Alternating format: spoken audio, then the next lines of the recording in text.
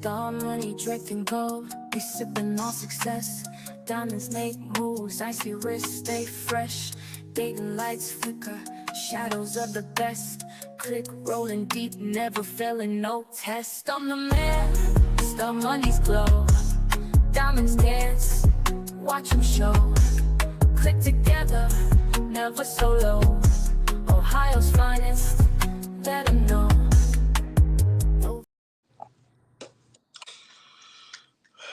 What up, what up, what up, what up, what up? Welcome to the On God Podcast.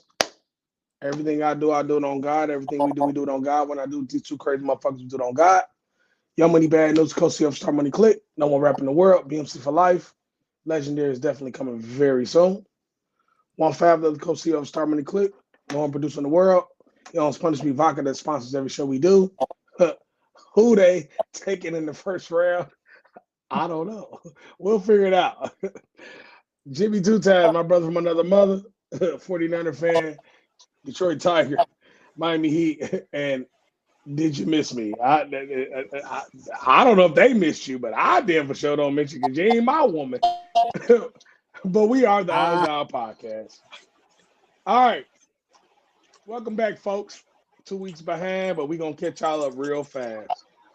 First of all, the first thing I want to do is I want to give a rest in heaven to one of my favorites, Robert Carradine, better known as Louis Skolnick from Revenge of the Nerds, passed away February 23rd.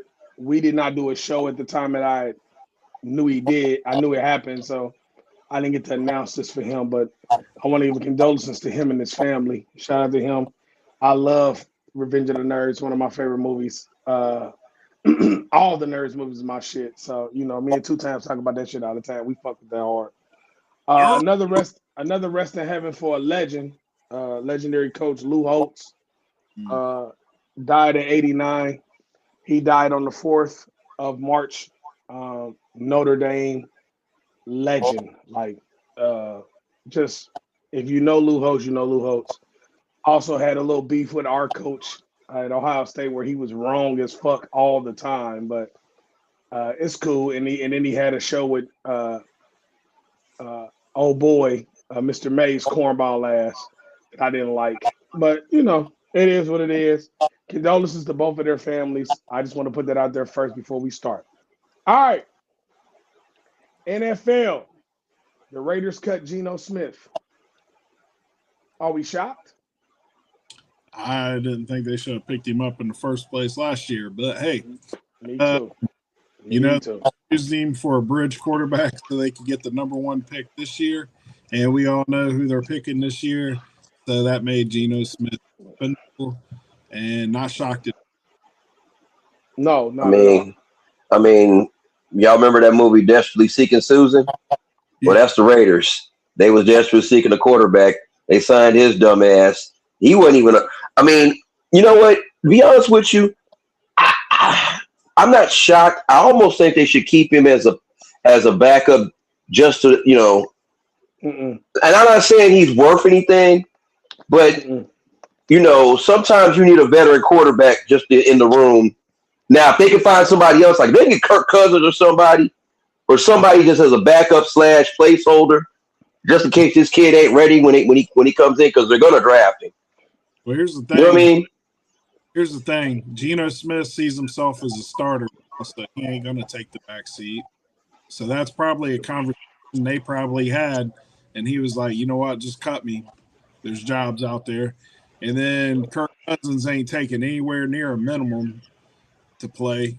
They could probably get Tua for cheap because the Dolphins are on the hook for all that money, but they're not going to get anybody like Kirk Cousins or Geno. You know what's so funny? I can see him going back to the New York Jets to play.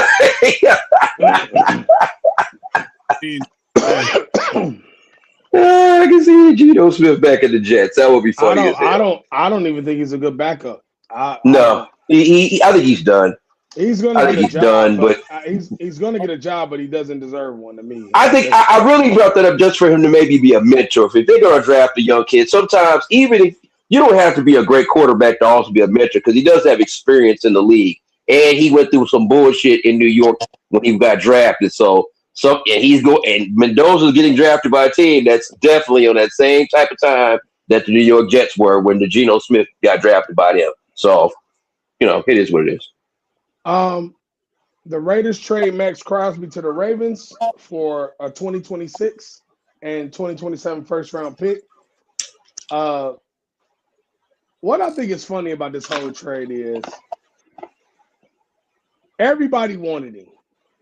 Mm-hmm. And you swore him down all for like almost a month. We're not going to trade him. There's nothing they can offer us. We want him back. And then you trade him to the Ravens for some shit that any one of us could have got him for. Mm-hmm. And the thing that I thought was weird is you let him stay in the AFC. I thought that was really weird. But it's the Raiders. I can't not that. This is my question to y'all. Does he bolster the Ravens defense? Does he make them better? Definitely. Yeah. Especially if old boy in the middle comes back for them. And I can't think. I always mess his name up. You know what I'm talking about? That was that neck injury. If he comes back with him, Raekwon Smith, and all that, they can definitely be a fierce force front seven. So that's a huge pickup. I think so too. My Eagles re-signed Jordan Davis, 3 years, $78 million, 65 guaranteed. I think it was a great move. He had got in shape last year. He had a hell of a year this year. It was something we needed to do before we try to pay Jalen Carter. The word out there now is they want us to trade Jalen Carter for Myles Garrett. It's not going to happen. I'm not even about to entertain it. But I think it was a great move for us. I will say that. Trick McDuffie traded to the Rams for 4 draft picks. Was this a smart move by the Rams? It was smart, but a bad deal. I think the getting him was smart. What you gave up to get him was not. But I think the Rams are kind of all in or bust this year. I think they don't know how long Stafford's going to be around, and they just see this as their opportunity to make the Super Bowl. They were this close this year. So I think they're going all in, man. So I don't think that improves their defense, though. Trent McDuffie is okay. I mean, Yeah. he was always number 2 on the Chiefs when old boy was there. But he getting cut. He about to get cut. He's about to get cut in Tennessee. That's what I'm saying. So it's like he's not worth four picks, but fix the middle of your defense, and then maybe that'll help. But you can't get. They're barely getting any pass rush, even with Jared. What's his name? Jared Verse. Jared Verse. So it's like, man, get out of here. Okay, y'all throw away y'all draft picks again. That's cool. But that's how they won the Super Bowl the year against the Bengals. They go all in for 1 year. They don't. Yeah, but Jalen Ramsey versus McDuffie. I agree with you. It's a comparison, but it's not that. I don't think this puts them in that same stratosphere as they did that year. Jalen Ramsey doesn't play corner anymore. So no, I'm just saying. I'm talking about when they traded for him, he did. Yeah. Cardinals released Kyler Murray. Not surprised. I'm not surprised either. But where does Kyler Murray go? Man, Minnesota or Miami.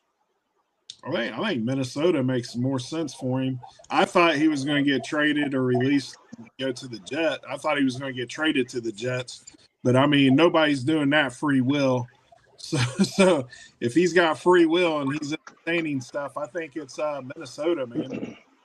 I think Minnesota is the best landing spot, but I won't be surprised if Miami throw him a bag.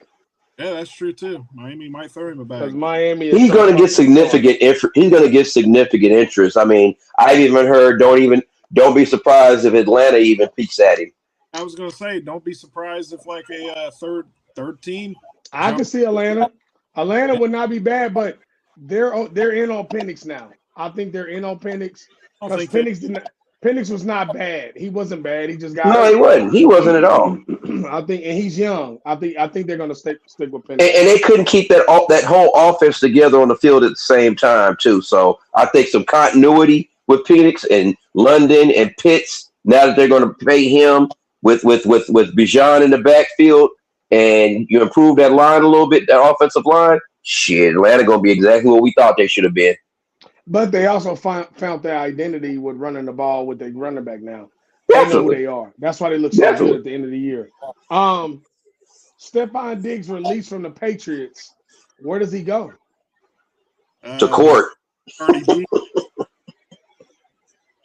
That's a good question, man. He's an older wide receiver. He's still quality. I mean, it just depends on who wants to actually. He's going to want some money, and his numbers justify him getting some money. Now, how much money? I give him anywhere between 15 to 20, but I can't give him over 20 because if Mike Evans, who only had a injury problem this year, is probably going to get around 15 to 20. Then you almost got to put them in the same range because they're both older wide receivers that still have something to prove. They're still very serviceable. I kind of see him ending up in Tennessee for some reason.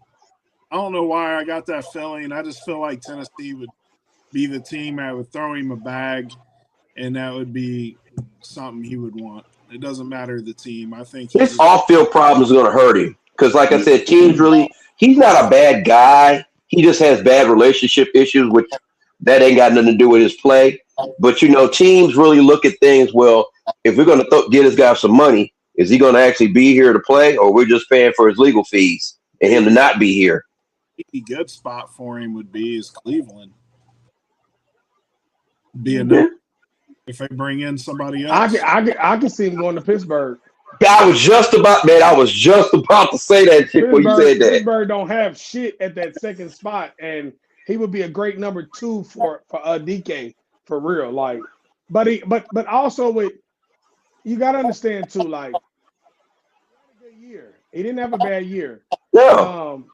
But I don't put him and Mike Evans in the same world because Mike Evans' production is way higher than his. No, I'm talking about pay. They're only compared to pay. I know what you're talking about, the money. I'm not even talking about the money. I'm talking about production-wise is what they take you on. They don't give a fuck about your money because money goes. Money flies around all the time. Production-wise, though, they're in two different worlds. But I could see him in Pittsburgh. And if not him, I can see Mike Evans in Pittsburgh because they will definitely throw him a bag because they need him. They need him. But Tampa Bay acting like they want to keep him though. Still, they do that every year with him. Yeah. So if they keep him, I won't be surprised. Nah. 2 times I'm gonna let you go into this NFL free agency thing, and then we'll switch to NBA in a minute. Go ahead. So basically, I want you guys' opinion on what do you think are the top 3 values in free agency from a position standpoint? What do you think teams that are looking for free agents, what's going to be their best point to actually try to pick up on? Will it be something like safety, some on offense? What do you guys think? Well, it just depends on what teams we're talking about. Well, I'm talking about overall because, to be honest with you, everybody could use something in general. But I'm saying just as far as like, because think about the quarterback position right now. There's some decent names out there, but is the quarterback position a good value this year, especially from a free agency standpoint? That's what I mean.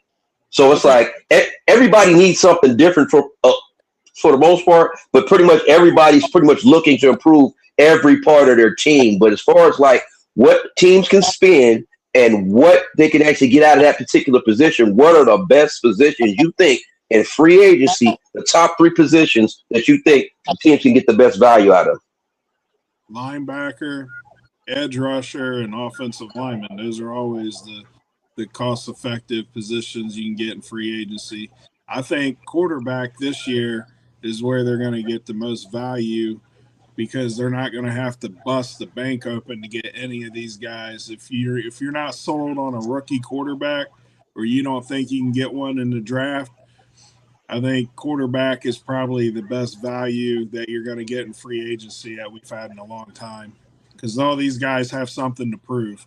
None of these guys really they did okay to better than okay at their other teams, but they weren't superstars necessarily. Kyler Murray kind of flirted on it a couple years. Tua kind of flirted on it a couple years, but Tua's hurt a lot. Miami's on the hook for all that money. You got those two floating around. You got what's that boy from Green Bay? Malik Willis. Willis floating around. He ain't gonna cost you a shit ton. He's gonna cost you a little bit, but like $36 million. That's pretty cheap for a quarterback these days. So I think that's going to be the value if you don't think you can get one in the draft or you don't like this year's draft class of quarterbacks. But defensive tackles, ends, linebackers, offensive linemen is where you're always going to get the value in free agency. And everybody always needs those positions because they grind them to death. This year, I think it's edge rusher, safety, and I would say receiver. I see a lot of teams that need a safety, an edge rusher, and a receiver. And it might not be a number one, but a receiver, but they might need a number two, or you need number three. Safety it's a lot of names in the safety booth right now that can go. And edge rusher has just always been number one. Everybody wants a fucking edge rusher. So if you don't get them in the draft, you get them in the free agency world, though. That's it. Those are interesting answers. Me personally, I was thinking more along the lines of offensive line, just because of what Seattle did this year on their way to go into the Super Bowl, being able to protect your quarterback and actually move the ball on defenses like them, because I think we're going to have some improved defensive play this year. I think your Philadelphia Eagles are probably going to get back to being the more dominant defense consistently throughout the year. I think Seattle's going to stay where they're at. And I think we're going to get a Baltimore Ravens team that's going to be healthy, that's going to get back to their normal consistency, because this was the first year in 15 years that they didn't have a guy on the edge that got at least 4.5 sacks. And this was the first time in their franchise's history that they had anybody that they had this problem on the defensive line in general. So it's like, I think there's going to be some teams that had some lackluster seasons on the front seven that's really going to step up. And that's why I'm thinking offensive line, so Premier League, the guard position, center. That's why the Ravens center, Lindstrom, I think he's going to get a bag. And I think that's going to be a value, because I think he's going to be really, especially for a young quarterback. So if Mendoza is going to be the number one pick, I would think common sense wise, the Raiders should go throw that bag to old boy to get him a good signal call or somebody that's going to help him get those checks at the line of scrimmage to help him produce. So me, preferably offensive line and defensive line, just like you said, News, with the edge and defensive tackles. That's why your guy, Jalen Carter, if they don't pay him or something else goes crazy, I think teams like myself, Cincinnati, even though nobody wants to go there, unfortunately, because we gonna pay him. Yeah, that's what I'm saying. I know you are, but shit happens. That's what I'm saying. I hope you don't, because I want him. But when I saw that news breakout, I said, you paid Jordan Davis, and then everybody's asking, well, they're going to pay Jalen Carter. In my mind, I'm like, they're going to pay him. Jalen Carter got another year, so it's like, yeah, I mean, you got to pay him. It's better to pay him early. That's that media shit I don't entertain. Oh yeah. Because my guy jumped. It's like my receiver been supposed to be getting traded this whole fucking time, right? AJ Brown, he's gone. AJ Brown for this, AJ Brown for that. Harry Roseman said, AJ Brown is AJ Brown. Y'all, what's wrong with y'all, bro? Like, and plus, they've already said the implications to just either trade or just release him wouldn't make any sense. It's numbers and things, decisions that your GM would never even do in the first. Yeah, it'd be stupid to do that. What, to get rid of a guy because he reads the Bible on the damn sideline? Like, man, get out of here. I don't give a fuck if he eat French fries on the sideline. Exactly. I don't give a fuck. He could be doing cartwheels in that bitch as long as he's producing. When he's healthy and he's him, he's top. He's one of the best he's one of the best wide receivers in the league, man. And they need to cut this shit out. All right, so we're gonna switch to the NBA. Jason Tatum returns. His first game, he looked like he was a little edgy. He had a decent game, but his game today against Cleveland, he balled out. So 1-5, I'm gonna let you take over with Jason Tatum. Go ahead. Yeah, I was just curious what your guys' take on Tatum coming back.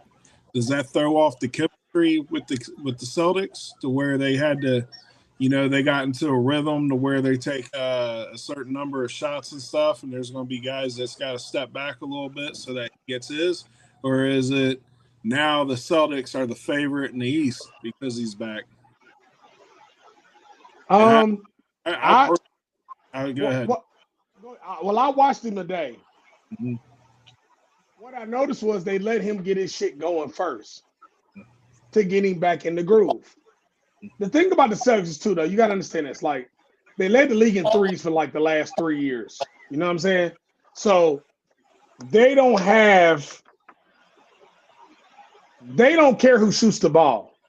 They just don't. I mean, they live on and die by what they die by. He can't fuck up some chemistry that he was already a part of, if that makes sense. Like, he's already played with them boys for so many years.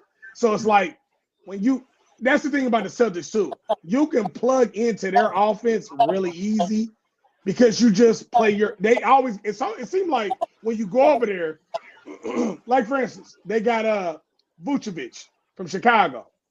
He plays center. He's one of the best centers in the league. He looks like Vucevic. He has not changed his game from Chicago coming to Boston. Boston just makes you comfortable. But are they a contender? Hell fucking yeah. Me personally, it's Detroit, it's Boston, it's New York. That's me. That's just me. We blew out New York today, but when New York is on their shit, like for instance, New York just before they played us, they beat Denver and they beat San Antonio easily too. Like beat their ass. So, I just don't believe it's gonna fuck up no chemistry. But like I said, that's my 3. Oh, and Cleveland is 4. The reason why I put Cleveland at 4 is because they're getting Harden now, and Allen is hurt, but Allen will be right back. Mobley just came back into the lineup, so that's why they got the doors blown today because they didn't have Allen. But I think it's them 4 teams in the East are a problem, and Boston now. Boston. Think about this. Boston has been number 2 all year without Jason Tatum. Like, how in the he's up for coach of the year because of the job he's did this year without Jason Tatum. Jason Tatum is one of the top 10 players, if not top 5 in the NBA right now. So it's like, damn, you lost your best player and y'all still balling out. So I got Boston. I can see them Eastern Conference Finals against Detroit. That's me. It's a very good question. And it's actually one that's been across several different podcasts, and I like it. I have to agree with News on this. I don't think it's going to mess up their chemistry. And Cam said this earlier on his podcast. Shout out that it is what it is. They brought him in right at the right time, the last 19, 20 minutes of the 20 games of the year to help him get into the flow and get back to basketball shape. So that way by the first round, you're going to be like, damn, he's fresh. They ain't missing a beat. God damn, the Celtics are back. Well, the Celtics didn't actually fucking go anywhere because remember, before the season started, oh, damn, we ain't going to worry about the Celtics. All of us kind of felt that way to an extent, whether we felt that way greatly or not. It was kind of like, well, let's see what they're going to look like without him. And, well, these motherfuckers, you almost felt like he was still there, kind of, And, Jaylen Brown kind of he answered a lot of questions this year because people was like, well, is he going to be able to take over? I said, shit, he looked very well to me. If anything, I have to put him in MVP race this year because he's having a hell of a season. And I'm with you. Detroit, them, and New York. New York is a strong 3rd team for me. Cleveland is definitely the 4th team. We had this conversation before, and I kind of said Cleveland earlier as a maybe a thing. And after I started looking at it, I'm like, yeah, they're more 4 than they are maybe the 2nd best team in the league. But Detroit is definitely looking like the East Coast version or the Eastern Conference. Yeah, they're looking like Oklahoma in the East. Their version of Oklahoma in the East. So it's like, me personally, I think it's gonna be hard to get through either Boston or Detroit this year. And Tatum right now, I mean, that was a hell of a plan. That you got to get a Celtics credit for how they brought him along with his injury and just inserted him right back into the lineup. I said this is almost not even fair. Hold on, 1-5. You remember last year? Last year I said it's going to be a problem. You remember that? And 2 times was on that Man, but that's the Detroit line. That's the Detroit Pistons, man. I'm like, no, bro. Like, you gotta watch them. You gotta watch them. Hey, And I was wrong. I'm gonna be honest. Bickerstaff is coach of the year to me. That's who my coach of the year is. I got Bickerstaff. But you know what though? He has a great coaching pedigree anyway because his dad was a hell of a coach. Because he would take some teams that weren't worth a fuck and elevate them in ways. So he gets his coaching pedigree from his dad. Even though his dad never got the success and the flowers he actually should have deserved, he was a very good coach. So it doesn't shock me that he's doing what he's doing with this Pistons squad. So he's doing, and I'm gonna be honest with you. If it ain't him as the coach of the year, then it's got to be Missoula. It's one of the two, man. I don't know, but it ain't even closer to anybody else. I mean, I'm gonna be honest with you, but I will give you a third. I will give you a third coach for coach of the year. If the Charlotte Hornets make the playoffs, I would say their head coach is number 3. They rolling right now. They rolling right now. So you guys know what the Celtics record without Tatum is? Tell us. It's 70-43. They got a way good record without Jason Tatum. But now, you got to remember, their roster's so good. It's great. Well, that's what I'm saying is the fact that that's why I wanted to know what you guys thought. Does it change anything or anything like that? No. The Celtic, they're like, he's probably like the least missed star when he goes out because of the roster. How good they are, yeah. Yeah. And then you got to think, though, to this, though, 1-5. Check this out, though. Think about this. It really helped him being gone because now them players that was on the bench getting no fucking time, they came in. And remember, this whole year they've been number 2 in the East without him. Think of what we're saying right now. You're number 2 in the East without one of the top players in the league with Jaylen Brown. Jaylen Brown had a hell of a year, monster year. He could be MVP for real. That's the type of year he had. But then when you think about how good they are, when they go into the playoffs and you're going to get the real Tatum, they're going to be dangerous, bruh. I'm going to be honest. You've been on Detroit all year going, yeah, they number 1. But if Boston is in the finals, I don't think nobody on this podcast is going to be like this. We're surprised. Because nobody can be like, oh, I guess. Because you want to know why? I'm gonna tell you this much: if everything goes the way it might, I think it might go, and Boston ends up in the fucking finals. I'm gonna say right now, the Vujovic trade is probably gonna be one of the sneakiest, one of the best trades during the damn trading deadline that nobody even thought about. And I'm like, you should have never. You should have never let that motherfucker go there. Chicago let him go there. Like, because Chicago's stupid as fuck. And then, but then they gave old boy to Charlotte, Bryant, and he's a monster. And that's why Charlotte's on Charlotte is 16-4 in the last 19 games, 20 games. They didn't figure something out finally. Yeah, they found you gotta and I gotta give a shout out. I'm a Tar Heel for life. But Con Knipple is a fucking problem. He is rookie of the year in my world. That's just me. He is my rookie of the year. I agree with you. That motherfucker, because he has the best percentage at 3-point in the league. He don't miss. The boy bad. That motherfucker bad, bro. And the sad part is he could have been had. I don't know how motherfucker just slept on him. He should have went higher in the draft. Because he was playing at Duke. Remember, one thing about Duke that people got to understand, they get so many 5 stars on one starting lineup, you don't know who's shining until that one person stands out. But remember, he was playing with Cooper Flagg. So who was the best player on the floor? Cooper Flagg. But Con Knipple was just sitting over there like this. 3 ball. You know what that 25 points. That reminds me of when Jamison and Carter was on the same team. Yeah, you didn't know Vince Carter was that raw. You didn't know he was that raw. I thought Vince Carter was going to be a lot better than Jamison anyway, just because I watched and I'm like, man, this Carter guy is amazing. He is amazing. His upside was always high. It was always there. But the crazy part about it is you didn't go. You couldn't go wrong with either one of them when it was time to draft. No. Right. But you got to remember, Jamison's game was a college basketball game at that time. Vince Carter was an NBA game with a college game. So when they got to the league, that's why Vince Carter flew so fast, because he adjusted to it quickly. And then remember, later on in Jameson's career at the Wizards, he became a real dog when he started getting that jumper. Because remember, when Jameson went to the league, he didn't have a jumper yet. When he got he was all post up. Yeah, when he got that jumper, you couldn't fuck with Jameson. He was one of the best fours in the league.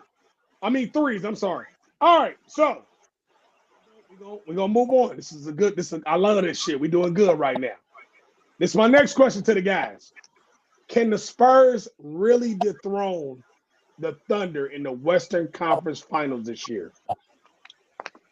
Ooh, this is a good question. That's a damn good question. Because here's the thing: the Spurs have what it takes to beat them, but I don't think they have the experience and the time in the playoffs. See, it's something different when Popovich was the head coach. He ain't the head coach no more. They're a very good team, and I think they're on their way. We left him out. He could be coach of the year too, because them motherfuckers, they number 2 in the West. He could be coach of the year. He's a young boy too. He's a bad Yeah. You know what? You're right. I'll give him some love, and I'll give what's my man that just got chased out of Boston that's now in Houston. He's doing it because when what you call it got hurt when Fleet, when Van Fleet got hurt, I was like, who gonna play point guard? They ain't really missing a beat either.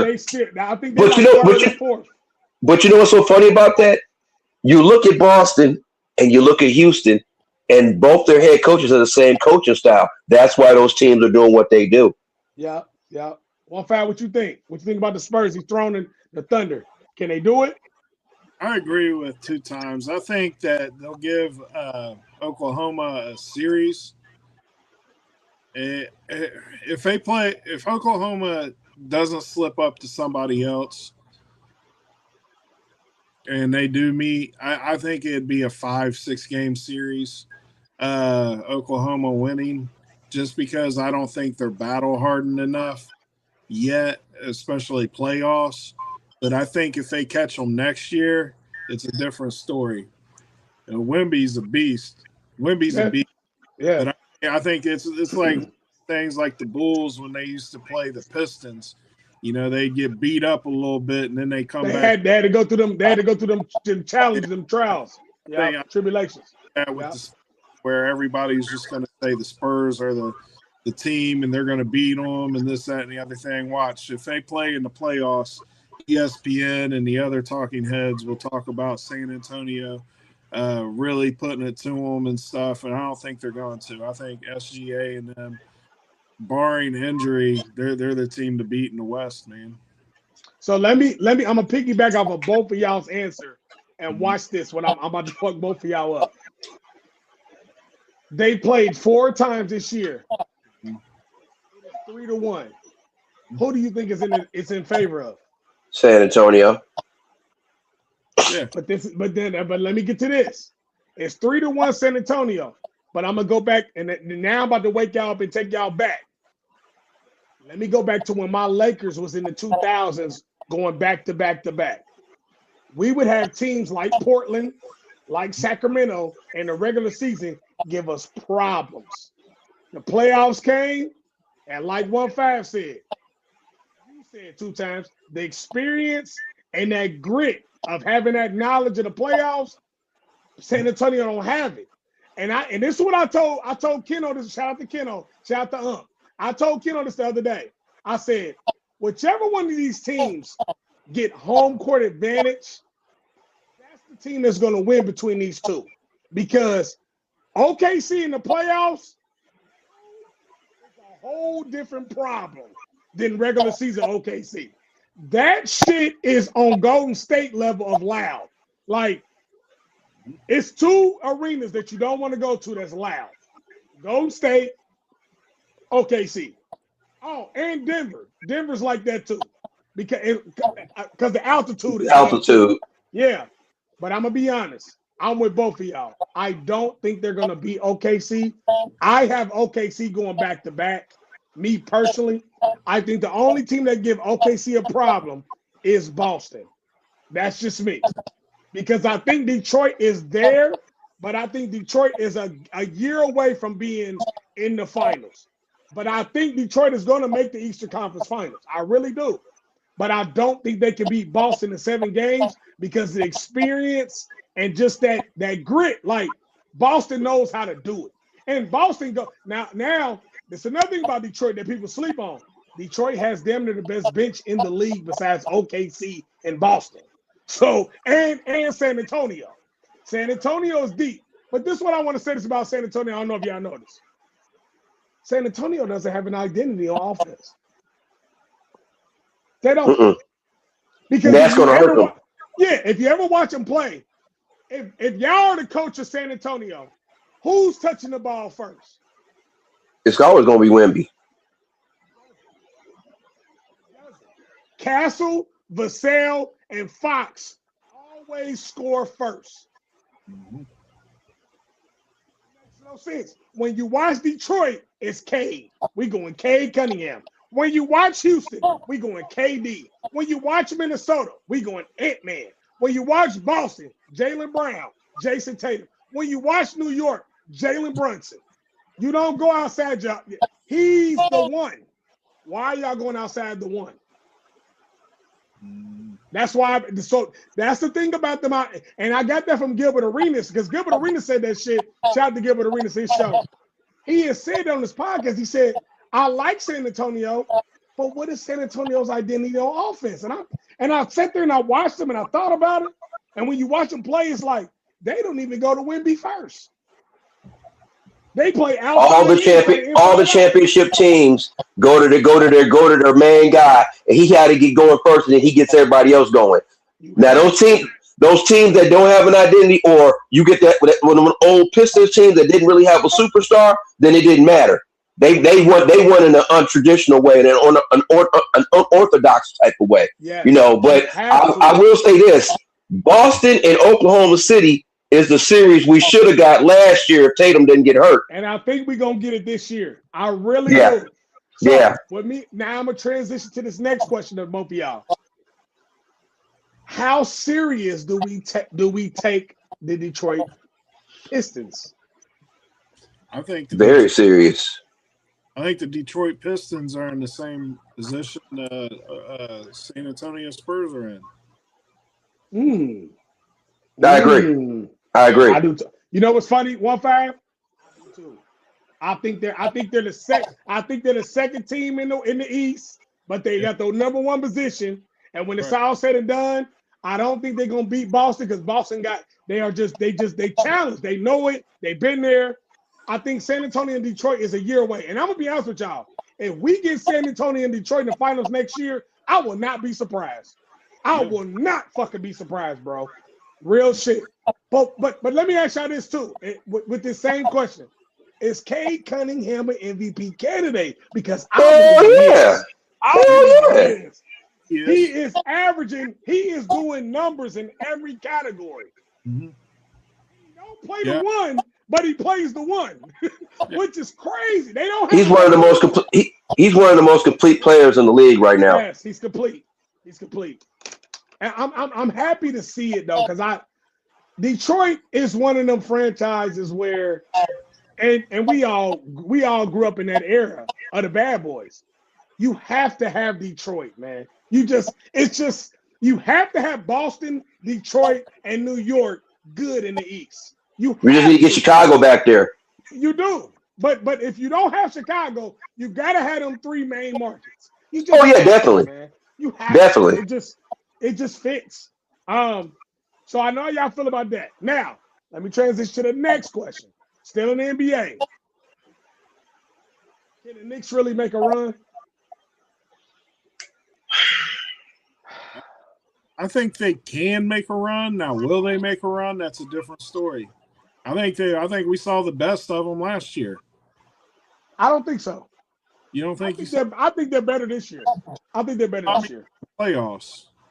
Well, I agree. They had the easiest road last year in the playoffs. They did. I'll give you that. But I think as a team, I think they're better this year under Mike Brown's tutelage. I think they're better under Mike Brown. Right. And that's what I'm. The record shows though, bro. They're number 3 in the East. So I'm gonna be honest with you. The Knicks are pretty much kind of like I don't really know what to say about them for the regular season. They're kind of a little all over the place. But this is the part that what scares me about the Knicks and why I have a feeling this is going to be a little different for them this year than it was last year. The one main thing we talked about last year, their head coach last year was running their ass to the ground and had too short of a lineup. He didn't play. Mike Brown ain't gonna do that. And see, everybody. And see what I like what Mike Brown does on he makes great adjustments because when they played SGA, they double team the shit out. They said get the ball in his hand and make somebody else beat you. That type of temperament on defense is going to be the main reason why we not really sure about the Knicks this year in the playoffs. But if they do what I think they're going to do now with this head coach Mike Brown, differently what they did last in the playoffs. In the future, they're gonna be. We might be wrong. We might be wrong about the Knicks, the Pistons, and the Celtics. And then you got to think about this about the Knicks too.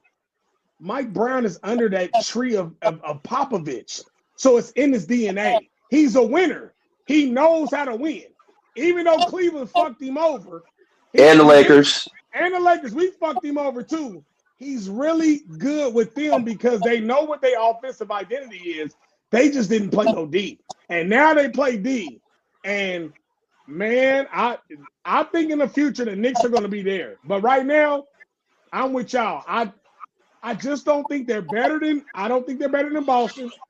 I don't think they're better than Detroit. And I think if you was to put them in Cleveland against each other, they're like even to me. Like they're like tied for third to me for real. Like, honestly, I just feel like last year they did it. I think if they could have had Mike Brown last year instead of this year, I think they could have. They would have to the finals. They would have went to the finals. They would have beat the Pacers. They would have beat the Pacers for sure. And that's another thing.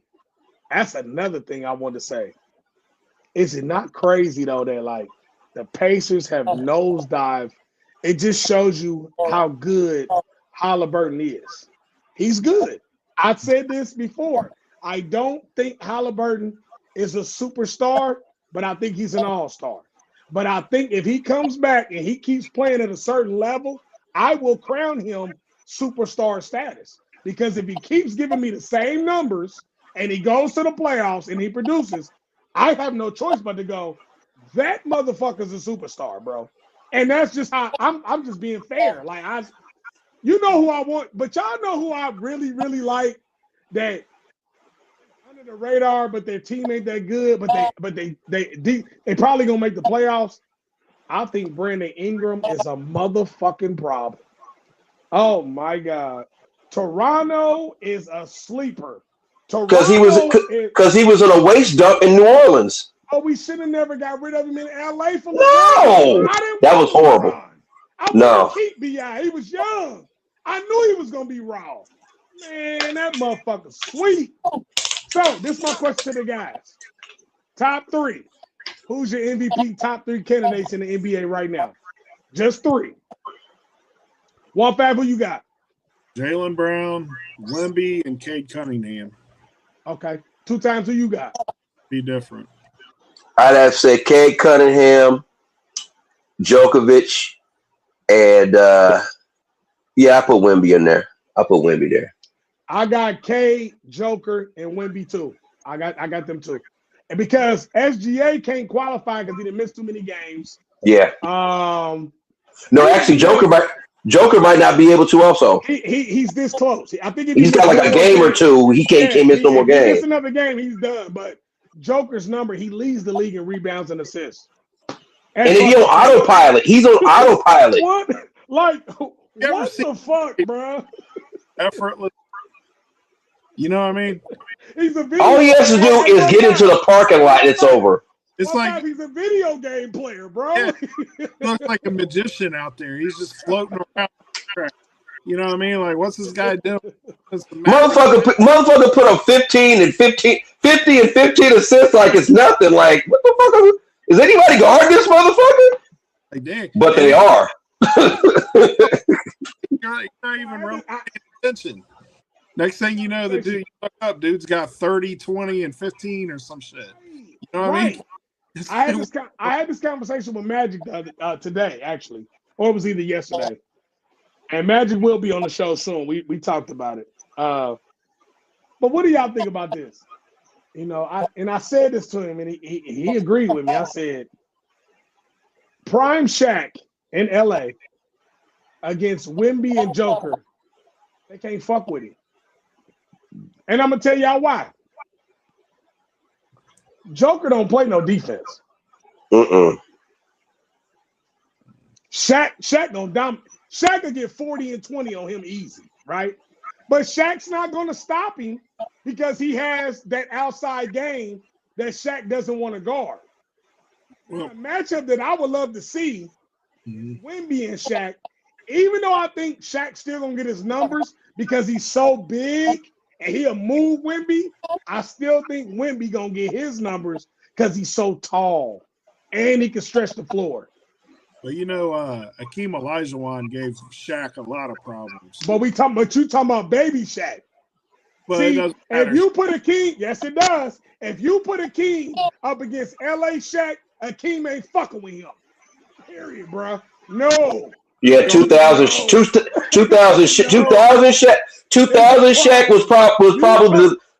I mean, I'm gonna be honest with you. That might have been the greatest. That might have been the greatest season I've ever seen from a center.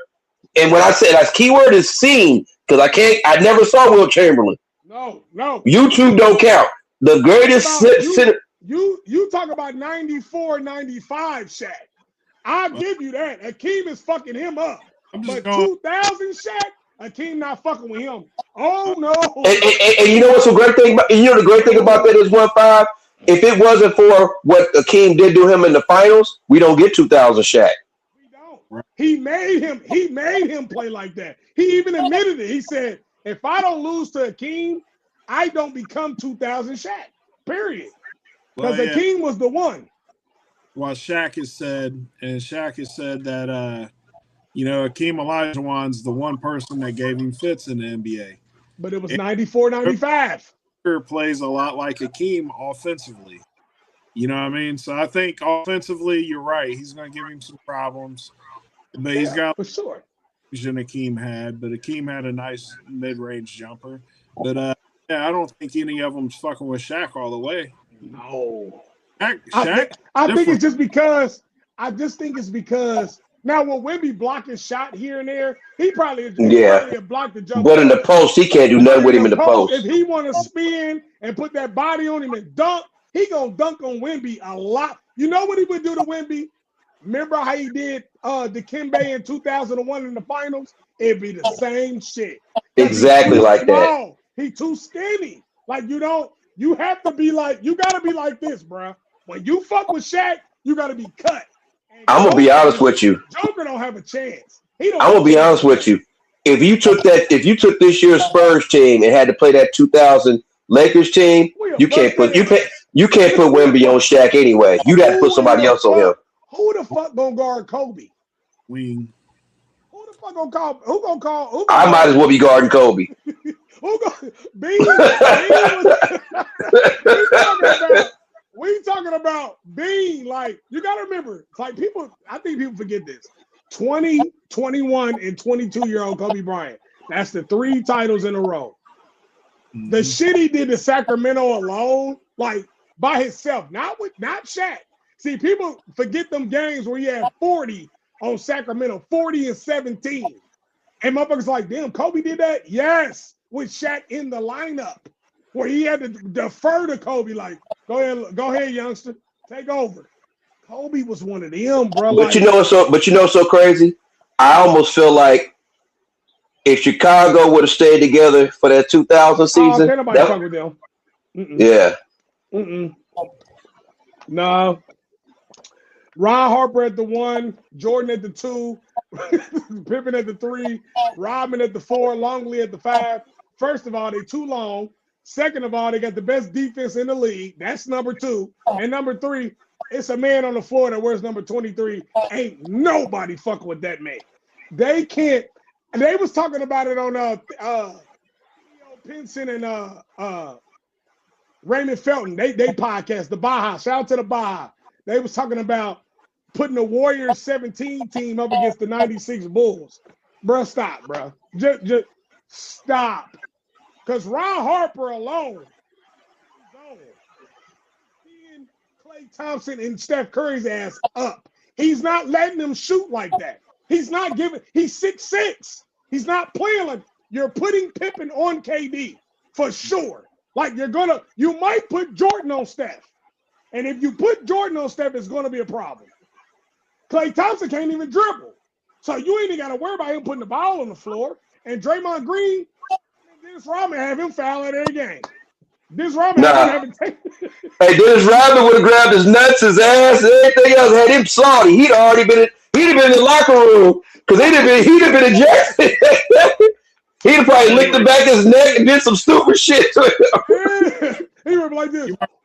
Show when Robin would have been doing that.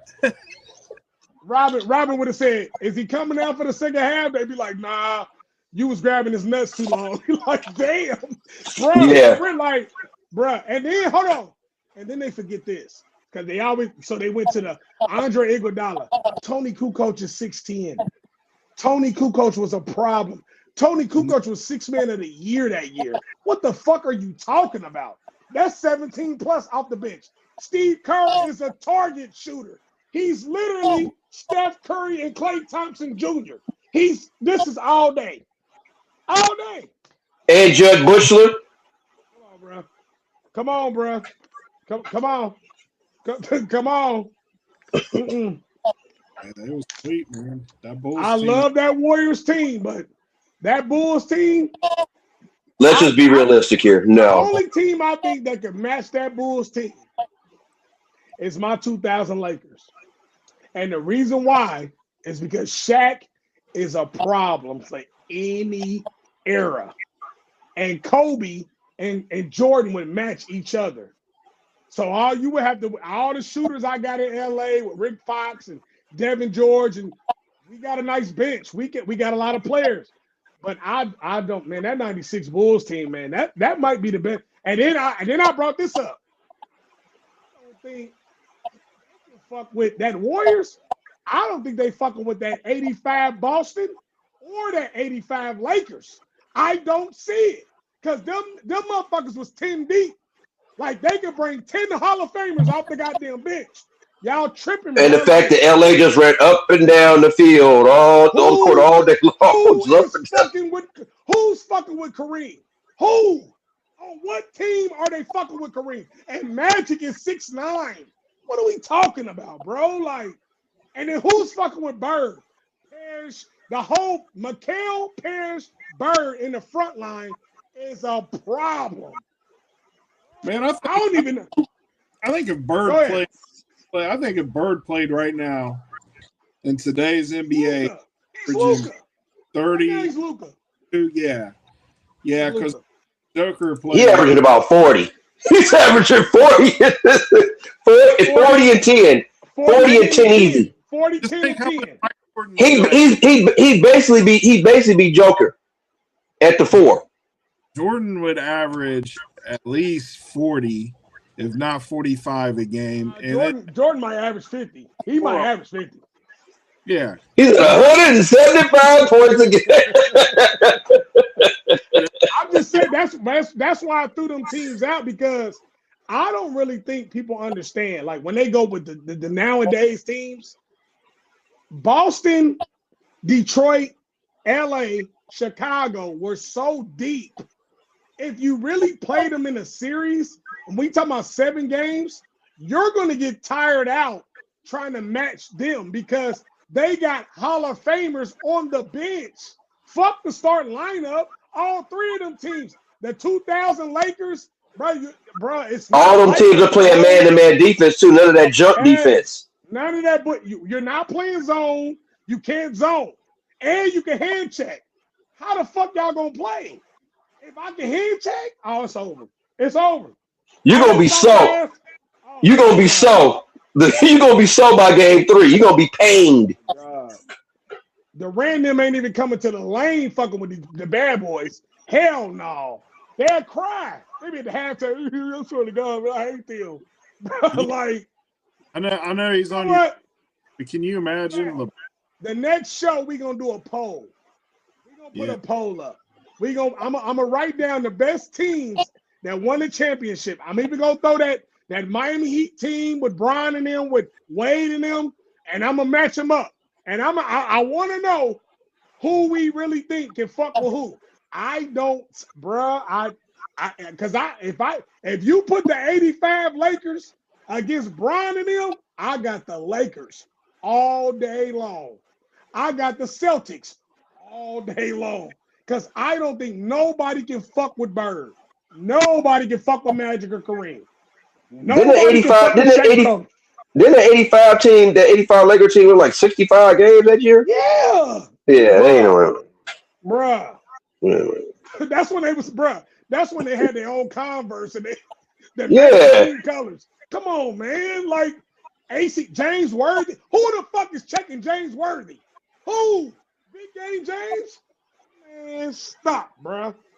Byron Scott, the real Byron Scott, though, in his prime. Come on, bro. Hey, when a motherfucker coming down the lane on you, it's some goddamn New Balances that's tall in a 2-story building.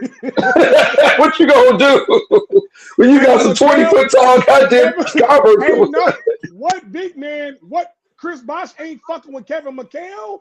Chris Bosh, Kevin McHale, bro. Like, I love Bosh, but no. Come on, bro. You know, I think people don't give Kevin McHale, especially days. They don't. Because he looks goofy. You know what I mean? If you look at Kevin McHale, he doesn't look like somebody's going to ass on the basketball court. You know who Kevin McHale? You know who Kevin McHale was to people more current to this day? Tim Duncan. Yeah. Fundamentally sound. And I'll be honest. I can put those Spurs teams in there with Duncan in them. It's hard to fuck with them because you can't fuck with Duncan. And if you got the Twin Towers, it's really a problem. I don't know how you gonna fuck with that. Ooh, that's why we should do a tournament of champions. That's what we gonna do. That's what I said. I'm gonna write it up, bro. And I want y'all to y'all can send me the messages of everybody that won the finals that y'all felt like was the elite teams. And we're gonna do a bracket, and then we're gonna pick the winners. And we're gonna go from every team, we're gonna match them up, and then at the end, we're gonna have a champion. I just don't think nobody's gonna be the 96 Bulls, I believe, we're all gonna say that's the champion. I swear. We almost giving away the motherfucking end of this. Hey, look, and nobody hated the Bulls as an organization more than me and my Miami Heat. So for me to even say this shit hurts. 96 Bulls against them Celtics in the 80s would be great. Against the Lakers in the 80s, it'd be great. I would love to see that shit, boy. Even 91, even the 91 Bulls. Oh my God. 89 Pistons. 89 and 88. Fuck it, both of them. 88 and 89. You went back. They was the 90 champions too. Back to back. We going back to back. It's hard, bro. Like, you gotta put them in there. You gotta put the Spurs in there. You gotta put the Heat in there.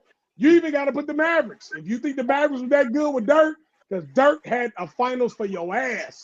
I think what we should also do, we should do also a woulda, coulda, shoulda tournament too of teams that didn't Sacramento Kings, Portland Trail Blazers. Yeah, we gonna do that for sure, bruh. With White Chocolate and Weber, man, was sweet, and Vlade. Them Kings was a problem, man. But God made Kobe and Shaq. God made Kobe and Shaq, so baby, they used to get on my fucking nerves, bro. I used to be heartbroken. Like, bro, we about to lose to these motherfuckers now? Like, no. But we always won, bro. I don't know how, but yeah, we gonna do that, bro. We got to. All right, so let's get on to these side notes, man, so we can get the hell out of here. This is a hell of a show. This was a great show. I love this shit. It was fun. All right. I don't care who it is. 2 times. I'm not doing this with you today. Fuck you. One five. What is your side note, bro? What is your fucking side note? So I know I probably stepped all over 2 times side note with this, but the late great Notre Dame head coach Lou Holtz passed away. And I was listening to a sports podcast, and they were talking about one of the best stories about him that I've heard is that he liked to play golf, and he would take May and some of the other guys that he did commentary with to go play golf with him. And he had bet Mark May some money that he could beat him at golf. And he, Lou Holtz was old, and he had just had neck surgery. So I guess he spanked him pretty good on the golf course. And then he was getting a picture on the 18th green of him getting the money handed to him from Mark May, and he ran back into the clubhouse and got his neck brace so he could put his neck brace on and get the money and have the Wow. How'd you lose to a guy in a neck brace at golf? You know what I mean? So I thought that was pretty That's fun. fucked up. That is. That's fucked up, bro. Good thing he wasn't in a wheelchair. Mark May, that's Yeah. what you get, you bastard. We don't like you Yeah. anyway. 2 times. What is your side note today? Well, I got some birthdays, dog. So Come on. happy birthday to Hall of Fame left fielder Jim Rice. He's 73 today. Big Boston Red Sox player. One of the greats there. 73. Happy birthday. Buck Williams. You say what? Buck Williams. Hall of Fame? Yeah, Jim Rice in Hall of Fame. Remember, they tried to play him, though, but he in there. Buck Williams, he's 66 today.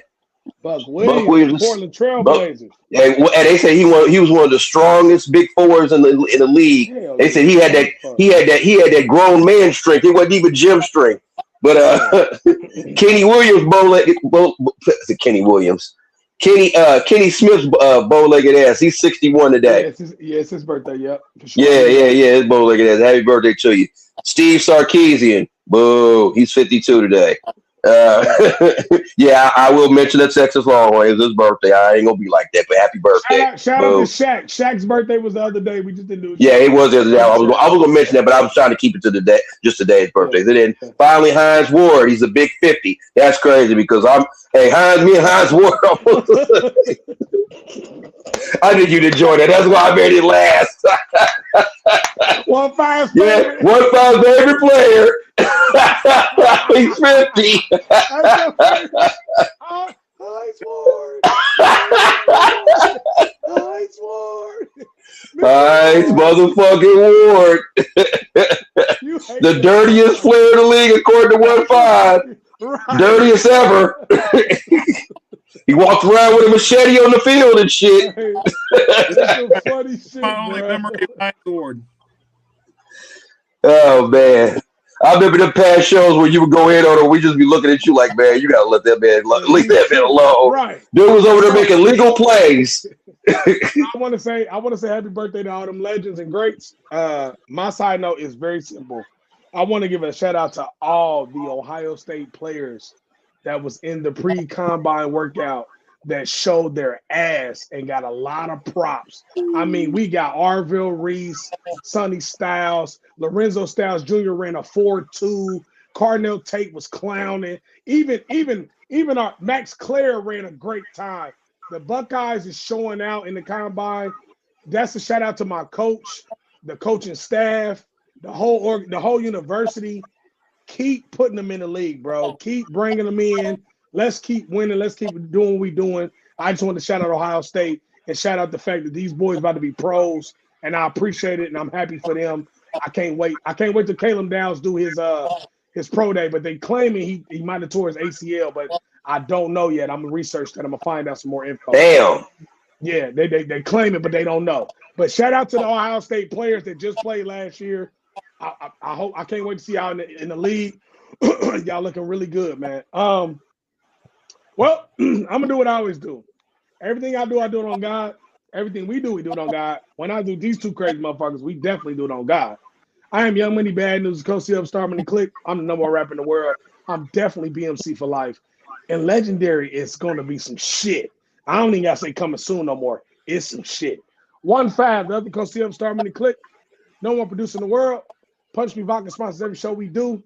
You read the bottom line. I ain't even gonna say it. Timmy 2 times, brother from another mother. All his damn teams. Did y'all miss him? I think y'all did because we back, motherfuckers. Shout out to everything we got going on. Y'all go get y'all money. If y'all got to work tomorrow, I definitely got to work, but I ain't got to be there till 1. Fuck them. I'll be there, though. I'm getting that bag because we get bags over here. We was the On God Podcast. We out. Assalamu alaikum, baby.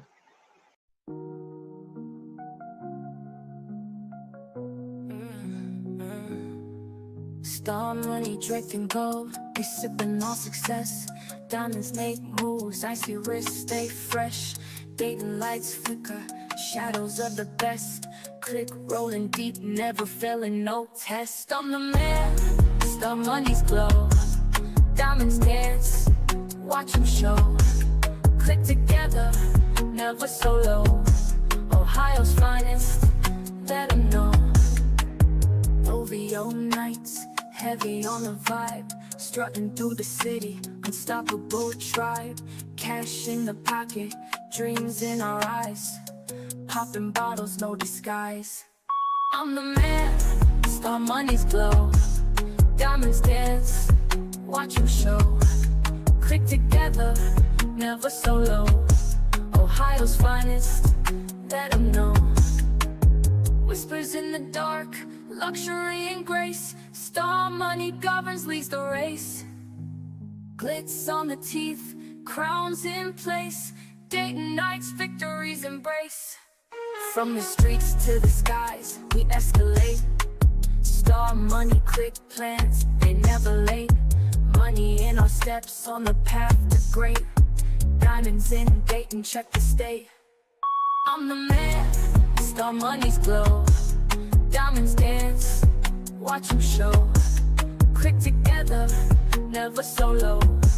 Ohio's finest, let them know. Whispers in the dark, luxury and grace. Star money governs, leads the race. Glitz on the teeth, crowns in place. Dayton nights, victories embrace. From the streets to the skies, we escalate. Star money, click plans, they never late. Money in our steps, on the path to great. Diamonds in Dayton, check the state.